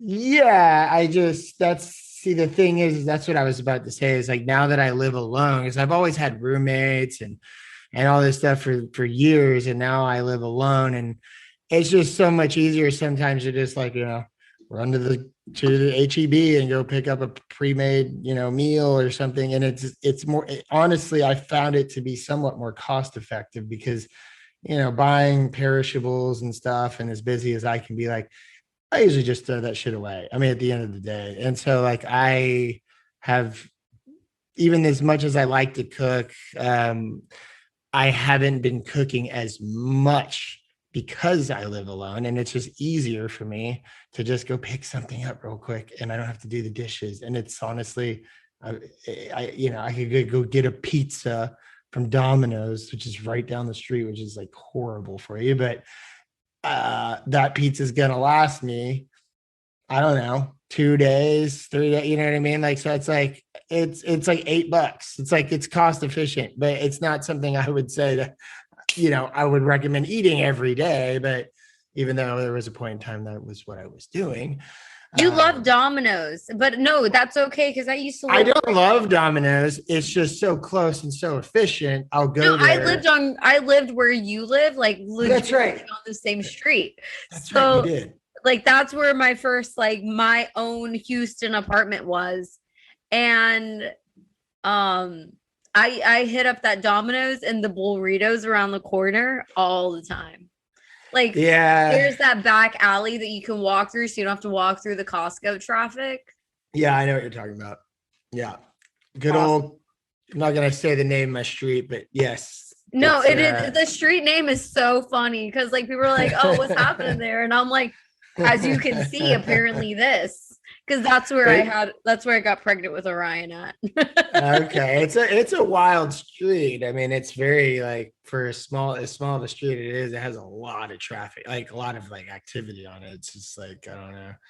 But I really enjoy like living where I live, like the location. Actually, I just resigned. It's so convenient. It's so convenient. Well, yeah, and my office is a block away, so I can walk to work if I want to.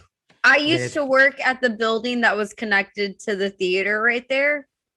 So like I would walk across Richmond. The Edwards Theater. Yeah. Yeah. So I was like 9 months pregnant walking across like that, like the main street to get there. And I wouldn't want to walk all the way down the crosswalk because again, I was 9 months pregnant. And one time a guy sped up, so I threw my shoe at him. And I went to work and I was like, I don't have a fucking shoe. And my boss was just like, oh my God, that's so funny. So you didn't get the shoe back. That is classic. Oh my God. But yeah, I know you're talking about that. I know exactly what building you're talking about. The big black one. Yeah. I actually do. I actually walk a lot. Well, summer's here, and yeah, I mean, it's gonna be. I don't want to show up to my office sweating in some decently nice clothes because I got to wear somewhat casual or not casual clothes when I go into the office. So it depends on what the weather's like, but I try to walk as much as possible and not drive. Because being centrally located in the city of Houston, there's a lot of things around, and I try to take advantage of walking. And actually, it doesn't bother me. I mean, I walk a lot and around. I choose not to drive. I'm just frugal. Like I could have parked at Edwards Theater for like $3 where we have parking at, but I was just like, I live right here. I'm fucking not paying those $3. Well, it's like think about people who live in like New York or like Chicago. Well, maybe not Chicago, like San Francisco, whatever. Like, and I was just in San Francisco actually. That city. I've been there a bunch of times, but man, that city is so awesome. I just forgot how cool it was. The city is cool. The airport is not cool. I was stuck in the airport for 8 hours. That just sucks if you get stuck at any airport for 8 hours. Well, like I was with I was coming back from Singapore with one of my boyfriends at the time. This was like back in like 2013. And he was like, no, we can't leave. I was like, we're here for fucking 8 hours. We should go to like the fucking Sequoia Forest and go see where the fucking Ewoks lived. No, we can't leave the airport. I was like, we're not on an international flight. We can legitimately check in. They have our fucking luggage. Like, we're good. No. Yeah. And I mean, look, SFO. I'm an adventurer, but I was not traveling with an adventurer at the time. Yeah. And look, I like I said, I just went to San Francisco and I did not once hail an Uber. I literally I got off the plane. I took the little airport train to the BART train station or whatever they call it. It's like the Bay Area Transit System or whatever. Took the train, like, I don't know, for like 20 minutes, like 10 stops up, got off, took a bus for about 10 minutes. Boom. Took me right to my Airbnb. It was legit. And then I just chose to not, Uber and all that. And I just walked everywhere. Now, that being said, San Francisco would be a good place to longboard at because they have so many hills. Oh, yeah. Also, and that's funny. You said I just watched something on YouTube about it's on Vice, actually, these guys that literally like bomb those hills on longboards. It's insane. And I was just there. Great city to walk around in. But let me tell you something. Going downhill, great. When you got to come back uphill, those hills are so steep. I mean, it is brutal. And I mean, I spent a good 8 hours just walking because I was staying on the west side of the city, like over in Sunset Heights, like closer to the beach. It's not where all the action is. So I was not in the middle of, the scene. And I literally walked to Golden Gate Park, walked through it, which is the Central Park of San Francisco, like Central Park, New York. I think it might even be bigger than Central Park in New York. It's so beautiful. But then I'd walk and I just kept walking and walked to the Mission District, and then everything was it was a nice, easy walk. And it was like walking back was all uphill, and it was like, fuck. Like I was like, oh my God, like this is. I was even considering calling Uber. When I did get to the top, though, the most amazing view ever. You could see the whole city, the Golden Gate. I mean, it was awesome. It was so cool. Such a cool city. I don't know why, but Godzilla fucking loves that Golden Gate Bridge. Godzilla, any big creature. any like over the top movie, like they just love to just like destroy that bridge. I know. And I'm just like, do they not realize that it's made of iron? I mean, it's a cool bridge. It really is. It's just, it's the whole red color aspect to it. And the whole reason I was even bringing up San Francisco in the first place is like anybody who lived in San Francisco or New York would think I was crazy. And they're like, wait a minute, you live a block away from your office and you don't walk to work? Like, New York, I mean, like everybody walks. So we don't have good public transportation here in Houston. It's absolutely horrible. It's horrible. I mean, Houston is like the most comparable city, I think, to Los Angeles that there ever could be. It is so spread out, freeways everywhere, giant downtown. And then you got a whole nother pocket of like downtown, like the Galleria, just like Century City in LA. I don't know if you've been to LA. I used to live in LA. Yeah, I lived in LA when I was little, but I lived there in the 90s. I mean, it's the same shit though. It's just way less sketchy. We just have worse weather. It's hot as shit. It's flat. It floods, and but I think we have cooler people.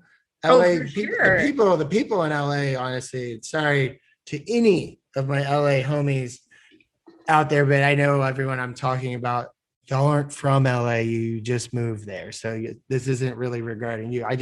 LA is just full of people that they're not from LA. They just moved to LA for the most part because it's LA.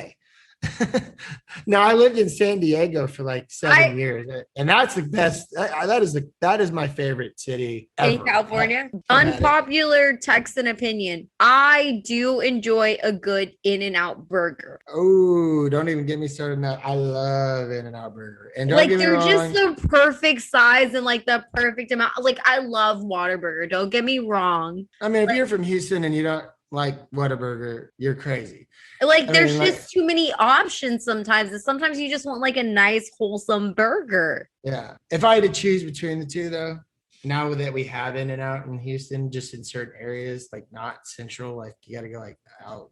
Like, yeah, there's one like 40, there's one in Stafford or like, they're like on the outside. See, I don't know why they chose to do that, but yeah. I'm gonna have to say In-N-Out over Whataburger all day, every day. Double. Well, did you not see the line of Voodoo Donuts when they first opened? And you're like, River Oaks Donuts is way better, but like it's just the name behind it and like all the crazy concepts. Well, that's the same thing with In-N-Out though. Like once they opened up the one in Katy, like they said that the line was so long. So then I waited maybe about like 6 months to even go. Yeah, I have not been to In-N-Out since they've opened in Houston. I mean, every time I go back to California, of course I go, but like, I don't eat a lot of meat, so I don't really care. Well, if you ever want to venture that way, let me know. I'm on the way there. Well, you know where I live. I'm like, yeah, you're like near the energy corridor or whatever. Yeah. I know the area you're at for sure. I think I had to pick the comedian up there one time. I know this is your show and we've kind of just been talking about whatever, and that's cool. I love the organic conversations. I really do. That's the best thing about podcasting. But I know that if you don't mind, May is mental health. May is over. I get it, guys. But Mental Health Awareness Month. I think it should always be mental health Health Awareness Month every day. For It's just sure. It's something like Pride Month too. Like everyone should always celebrate everyone else. Like exactly. And what I'm trying to say is I've made a point now on my show to, dive into some mental health stuff because honestly, I'm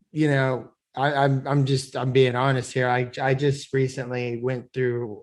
I probably had panic attacks in the past, but I'm a pretty calm guy. but you've I gone just through a lot of stuff though, Taylor. Like you've experienced a right. lot. I have, and a lot of people have, but I'm now more aware and and more understanding to people who have, anxiety issues or things like that, or just like mental health. I never really understood it because I keep things bottled up. I have gone through a lot of shit. I mean, I don't know. I've lost over just the past 15 years or so, probably like over 15 close friends. And out of those close friends, at least 3 or 4 of them were like brothers of mine.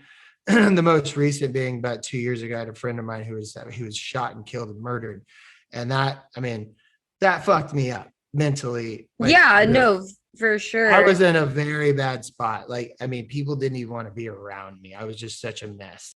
All this stuff that happened over this, that period of time, and then the whole pandemic, thing happened. I think quarantine allowed us to like actually transcend like people. I mean, I know I drank way more than normal during quarantine. But you also have stopped drinking. Yeah, I mean, I still drink a little bit here and there, but like nothing to what I was doing before. I just don't enjoy it anymore. I don't enjoy the hangovers. Like I got shit to do, people. Like what the whole reason I even bring this up is like last week I suffered from a panic attack. It's at least I think it was. I didn't know what was going on, but like I was in my office and I started feeling extremely claustrophobic. And when you stand up too fast, you see this spots or stars. I almost collapsed to the point where I was like, I had to go home. Something's wrong with me. I didn't know what was. I called a friend and she was like, "Sounds like you had a panic attack." And I was like, "No." I was like, I'm not stressed about anything. She's like, "You might not know it, tend to bottle things up and not talk about stuff, but you probably had a panic attack, Taylor." And I was like, I thought about it for a second. Is she one of your friends from high school? Because your high school friends are so cool. Yeah. She's a long. And they're all doing like really cool stuff. Like you guys grew up in like the OC. The OC, One Tree Hill, where like everyone's doing cool stuff as adults. So yeah, she's her name is just Susie Q. And she was actually on one of my shows, like, I don't know about. Well, shout out to Susie Q because she's awesome. Yeah, shout out Susie Q. She's been on 2 episodes actually. We did one when on Valentine's I think I heard it. She told you to stay consistent, right? Yeah, so it was more of like a show to get, a woman's perspective. I listen to your podcast. I'm sorry that I do. Don't apologize. I appreciate it. So she's been on that episode, and then we did one like a year prior for Valentine's Day that we were both like single, so we were just talking shit about Valentine's Day. It was a good episode. It was like one of the highest listened episodes for the longest time until I dropped one last May called The Big Misunderstanding. It was all about the war on drugs, and me and my co-host just got really in depth. And that one that's by far the most listened to TIZZ Talk Podcast episode ever. Well, if you ever need anyone to jump on with you so you can like put one out real quick, let me know. I'm always. I love having multiple, guests or, whatever. I don't really run them alone. So I usually. Well, it makes you feel crazy when you do. Cause like the 2 solo podcasts that I put out, the first one is a stream of unfiltered thought. And I mentioned swallowing in it. And my mom listened to it and she's like, "It's great, honey." And I'm like, "Thanks for being so supportive." I mean, I've done solo episodes. Do you also feel crazy talking into a room? I'm sorry, just speak. No, I don't mind it. It's just I don't think people care to listen to me just talk to Yeah, that's why I'm just sitting there talking to myself. It's better to have somebody to bounce ideas off of or talk, like have a conversation with, and people like that more than listening to me just lab into a microphone. I think it's better. It's a better format in my opinion. But I have done solo episodes. I have a couple that are up, but they're not like the most listened to episodes, but sometimes you gotta vent, and that goes back to the whole, mental health thing. And as my inspiration of doing the podcast, Ross Bolin, shout out to the Ross Bolin podcast. So he inspired you, but who's like your role model? Like, who do you look at and you're just like, is there anyone that you look at and you're like, I want to be like them? Don't say like a villain, like Paula DeVille or something. Yeah, obviously I have inspirations, like people that inspire me. But do I want to be like anybody else? No. But let me just say, like, as far as role models, I mean, Ross is a friend. So, because I've known him since high school, he's just an inspiration as far as like what he's doing, his movement with the whole podcast thing. And he's got a huge following, and, he's just a good dude. And he's a big inspiration and a friend. But as far as like role models, I mean, yeah, I could say, look, Elon Musk could be a role model. I mean, like that guy's, but also, then like as a kid, I was a big wrestling fan. And I idolized, even to this day, unfortunately, the Heartbreak Kid, Shawn Michaels, that attitude that he had back in the 90s during the whole wrestling WWF attitude era. Like, I just idolized that guy. And honestly, it kind of stuck to my personality even to this day. Like that. So yeah, I wouldn't say he's a role model, but I looked up to him as a kid, and I still respect the guy. He's just an animal. That guy didn't give a fuck. He would say whatever he want on national TV, and he was just the great very thing flamboyant. Like watching wrestling is like they're performing, but they're also really talented at what they do. Oh, they are. I mean, who's my friend, like in real life, and it's become like a weird joke. And then she messaged me back, and then I told her to listen to my podcast. So shout out to Kathy Hilton. Oh, whoa. Yeah, she's my pseudo mom. So if I tell anyone, I told her, I was like, you should, because she's just joined Real Housewives of Beverly Hills. And I always like make jokes, and I'm like, shout out my podcast so I can like get a bunch of followers. And she's like, be good at your podcast and you'll get a bunch of followers. I mean, word of mouth goes a long way. I mean, that's and I was like, tell Paris to listen. She'll love it, because Paris just started one too. And I'm like, tell Paris to listen. We can interview each other. She legitimately responds to me. And I don't know if it's because I'm endearing or if it's because like I don't have a filter, but she's very quick to like respond back to me. And maybe it's because I'm also named after a city, and she just feels some type of like connection because she named her daughter after a city. What's her daughter's name? Paris. Oh, so sorry. I don't know how I fucked that up. Oh, it's been a long day, Dallas. It really has. It's been like a very long day. Like the stock market got me crazy. But yeah, no, that's amazing. Congrats on having that relationship. And Paris Hilton up to these days anyway. She has a podcast now, and she's now not being. Everybody has a podcast now, I feel like, literally. But she said that she like portrayed somebody because she was like going through some stuff, so she like tried to like filter her own emotions by being what everyone expected. So like people expected her to be dumb and blonde and just like whatever, and she kind of did that to herself with that I get it. What's her name? Nicole Richie or whatever that other. But I get it though, because when like I was growing up, I'm a jokester. Like I make a lot of jokes. Like I have a gay ex-husband. Like, come on, I make a lot of jokes about that too. But then when like other people do, I'm like, that hurt my feelings a little bit. And then they're like, wait, am I not allowed to make jokes about it? But you are. And I'm like, that's my coping mechanism. Like, come on. And everybody has their coping mechanisms, Exactly. I have a 21-year-old sister, and she does not think that comedy is a coping mechanism. Try to be a good person. Like, I mean, like sometimes, people think I'm an asshole, and I can be. Just I don't try to be, but I mean, like I said, you put me in a certain position. I mean, yeah, I could come off as an asshole. I don't know, but at the same time, like I do try to do good for help others and not be a selfish person, and that all goes back to where I was talking about the whole mental health situation. Yeah, Right? like it matters how you treat other people and people treat you. You just can't be selfish. You got to realize, like, and as Ross Bolin says repeatedly a lot, you are not alone.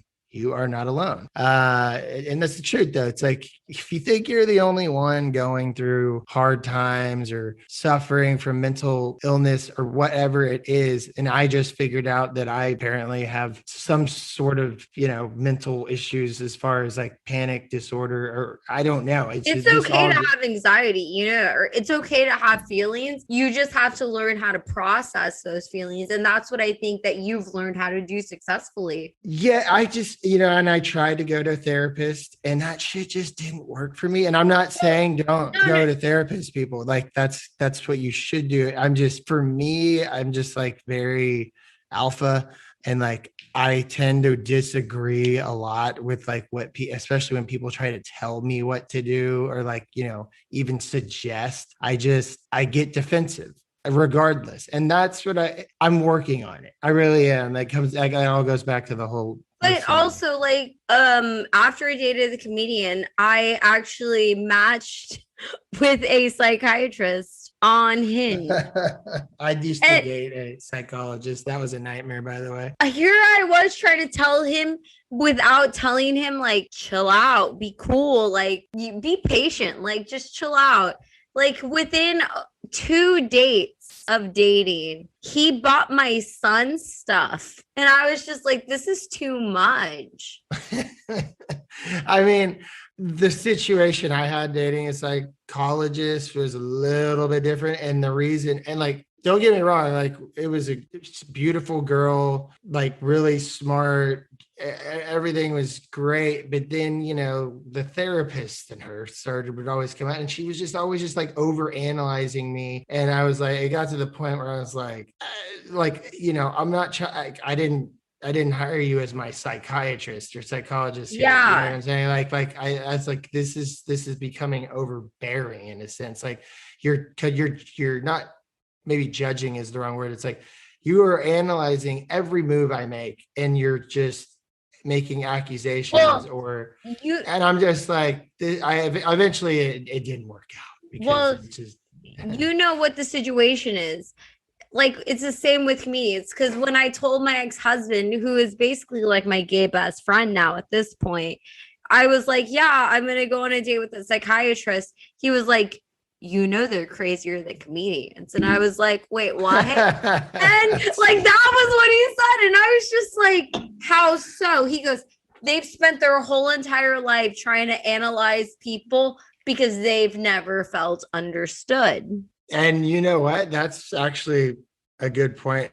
And within like 4 days, he was like, I would marry you if like you would let me. And I was just like, what the fuck are you talking about? Yeah, and I get it. Like it was a short-lived thing. I think we dated for like 4 months, maybe. And like, honestly, that's one of the longer relationships. With a comedian than you did with a psychiatrist. That's one of the longer relationships I've ever been in. I'm a single guy, and I've been single. I've had, I've dated on and off people here and there. I swear, I think the longest relationship I had was probably 6 months. It's weird. Like, I don't know. They just don't last. I don't know if it's definitely me. Like, I grow tired of the situation, or I don't like to be tied down. And I'm still that way. I mean, I'm single for a reason. It's just like, I have goals and stuff I'm trying to do with my life, and I don't need any distractions. And like, I'm not trying to settle down right now. And then honestly, I'm not I don't have any of those apps like Hinge or Bumble and all that stuff. Like, I've never really used those. I've always been the kind of person, like, I'm not like on the hunt. Like, if I go out, pre-pandemic, I've been starting to kind of trickle out a little bit lately, but I mean, I kind of just got over going out, really, but I don't know. I'm just I got over it. Like the pandemic I learned how to be alone and be okay. To be alone or not have to go out, and be totally cool with that. And that's fine. Like I've accepted that. And actually it's been very good mentally for me. You know, I get to, you know, continue to practice my music. I get to run my podcast, you know, obviously the whole degenerate stock trading crap. And then, you know, You just found a all that lot stuff. of stuff that brings you joy. And Yeah, that but I've been producing music for over 10 years. It's just the pandemic gave me a lot more time to focus back into it. And like, you know, so I got way into it and I continue to do so still to this day. and you do drop good stuff. Yeah, I mean, like my podcast, like all the music that you hear, well, not all of it, but like my intros and outros, like I made those. Like, I mean, I produced all of that stuff. Um, and it's just fun. And, you know, I work with other musicians and I've always been a big music guy. And so it's a fun hobby. And I just like to get creative and do cool things like that. And, you know, the podcast is also another thing as well. And so, I highly recommend anybody who's ever wanting to get into podcasting, even though it is a very saturated market right now. I mean, literally everybody I feel like has a podcast now. Um, you know, give it a shot. Anchor is a good way to start. Anchor.fm, just check it out if you want to try it. And then you use what? I'm sorry. What is it I again? use Libsyn, but you got to pay Libsyn. for Libsyn, like the membership that I own. But then okay, so with like Apple Podcasts, I actually had to like apply for like the whole thing and like submit it and do all that stuff on my own. No, I had to do that too because Anchor Okay. was like not for some reason like with Yeah, I Apple, don't know if it was Apple more just difficult. like They're no Apple's just more difficult, like the way their process. But you know, once you get it on, you're on but it. apparently they're trying to change it because they sent me an email saying like Apple's gonna have this Apple Connect thing because like trying to read your analytics from the Apple Podcast Connect app, it's not the same. Oh yeah, no, it's horrible. And so Anchor actually has really good analytics, like the way they show everything. It's actually really helpful. I don't really pay too much attention to it, but I have more lately just because sponsorships and you know, it shows me everywhere that Well, people are listening from and like the age range and how many listens per episode and like, you know, how long they're listening to the episode. They break it down. I mean, to a T, it's pretty legit. it's always fun because like I can see I have a lot of friends that live internationally. So I'm like, who the fuck is not listening to my podcast? And I'm like, I mean, I was looking literally like the other day, I was shocked at like, I mean, obviously most of the listeners, I think it's like 90% of them are from the United States, but like yeah. 10% spread across the board. I mean, I got people listening in like Africa. I mean, all over the place. But like it's a smaller percentage, but I was shocked. I was like, man, that's wild. Like I didn't realize like it was the reach was getting that far. I've gone through so many times where I've had to be alone during these situations. And I don't believe that people should experience things alone. No, you're right. I went through that literally last week. No joke. Like with Susie Q, she was an angel. She without her, I don't know what I would do. I felt like my heart was about to just blow up. I didn't know what was going on. And you know, if it wasn't for her, maybe it would have. I don't know. But like she came and calmed me down and you know, like just she's like, it's all gonna pass, it's all gonna be good. You know, I guess I needed to hear that. I don't know. I guess I needed that like comforting, I guess. Yeah, you sometimes I didn't realize it. Reassurance. Okay, so one thing that I do like to ask my guests, what's the pettiest thing you've ever done, Taylor? Pettiest thing? Yeah, like the pettiest thing, like I'm trying to think the pettiest thing I've ever done. That's such a hard question for me to answer because like, have you ever done something and known that you shouldn't have done it? Oh, of course. Like so many. I'm just trying to think what the pettiest thing I've done is. I would have to say the pettiest thing that I can just think of off the top of my head was probably the whole situation that happened with my family and the whole reason I'm still having issues with some of them. I said some things to the entire family that were I did warn them though. I did warn them beforehand that, you know, hey, like you Poke the say bear, the whatever you bear's want to gonna me. growl. I'm going to come right back at you. So just beware. That's just how I am. But I did say some very nasty, like really, really mean things to my stepmother. But, What did you I, learn from it? I've had a lot of time to think about all this because it's been about a year since this incident happened.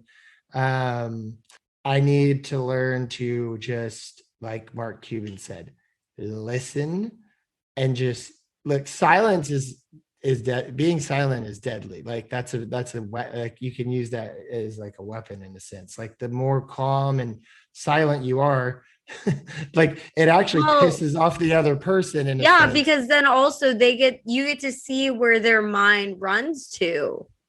Right. But it's not that I chose to do this. It's just the way I reacted. I said some really mean things to the point where we don't talk. And also what I've learned is, I still do get into some arguments like with my family, even to this day, over the phone or even through text. And it's like, there's still issues. Do you think that there's like some generational trauma there? So like, how was your dad's dad? Like your grandpa? So he passed away when I was 10. So I don't recall too much, but I know that he was to what I do remember, very similar to like my father. And my father's a great person. He's a great guy. He's done nothing but good for me and my siblings. I mean, he's made mistakes like we all have, like in his past, but like he was a very successful at a young age. He made a lot of money. And it's not about the money. It's just, he's a good person. He was able to provide for the family. He never made them want for anything. Yeah, exactly. And, he made us understand the value of working for, he didn't just give us stuff, like we had to earn it. And I respect that. But yeah, and like, so the whole petty thing, yes, that was just, I mean, the list could go on and on and on, but yeah, just like how you reacted in that situation and the things I said, weren't necessary. They were true, but like, they were true, but you regret saying them because you didn't feel like you needed to be. No, let's not say I regret it. I regret the way I handled it. I do not regret the things I said because I did mean them. I meant every word of what I said, but I do apologize. Every single word? I mean, yeah, I wasn't lying. I mean, you were giving people the hard truths. Basically. And what I'm getting at is I'm not sorry for the things I said. I am sorry for the way that I handled it. I could have handled it better. That's all. And that was just a petty thing for me to do, to say those nasty, nasty things. Could talk about petty shit all day. I mean, I've done tons of petty stuff, but that one's the one that just sticks out to me the most. It's just more kind of relevant today compared to like some other stuff I guess I've done in the past. But no, good question, because you got me thinking there. And honestly, I that's the best answer I could give you right now. But if I had to, that's my favorite question to ask people, and it's because I used to be such a petty person that like I love to hear about other people's petty experiences, because it's honestly like when everyone talks about their petty moments, they always talk about like how they've grown from those petty moments. And I'm like, growth is important. And I honestly feel like moving forward, how would you like to promote what you're doing? Can you just tell us a little bit more about what you're doing, so that way you can promote it? I think I spoke on pretty much all of that already, but I will definitely chime in here and say,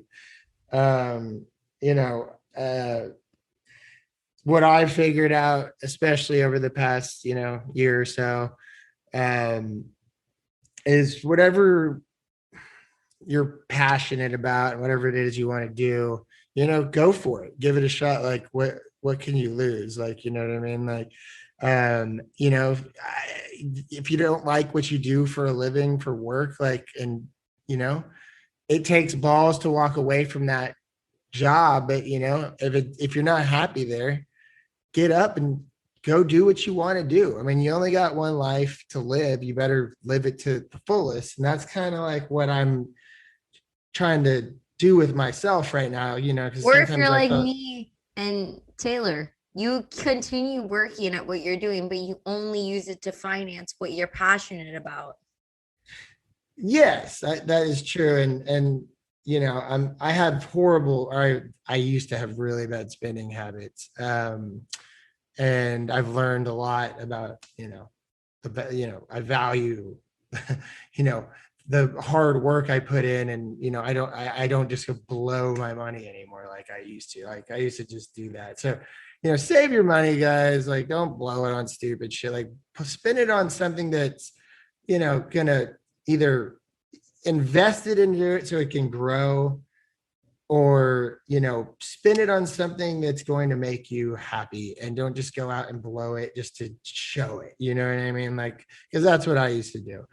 But as far as inspiring anybody, I mean, I don't know if I'm an inspirational person, but I can definitely say that follow your dreams, man. Like, literally follow your dreams, do what you want to do. Again, and also, if you're stressing, you got those mental health issues, anxiety, like my boy Ross Bowen says, not sound like a broken record, but you are not alone.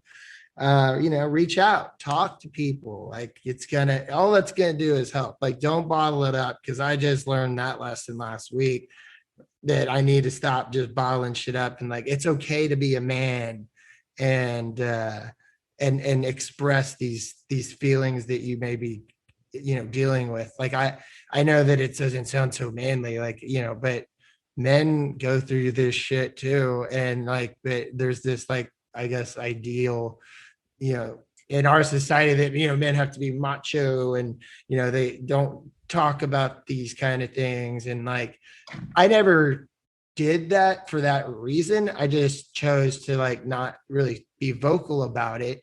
But I'm totally open to like talking about this crap now, or this shit. I don't care anymore. Like, it's therapy for me to just sit here and talk into a microphone and do this. Like, and trust me, I mean, I don't know how many people are going to hear this, but I don't care. If I cared, I wouldn't say it. So that was our podcast with Taylor. You can catch him on the TIZZ Talk Podcast on Instagram, or you can follow his personal page at Chuck Taco, 2 C's in Taco. I have linked them in the bio. And before we got cut off, because it cut off our recording, we recorded for almost 3 hours. He wanted to leave it with, you guys are not alone. So definitely take that advice and understand that whatever you're going through in life, you're not alone, and keep it real, homies. I'll talk to you guys later.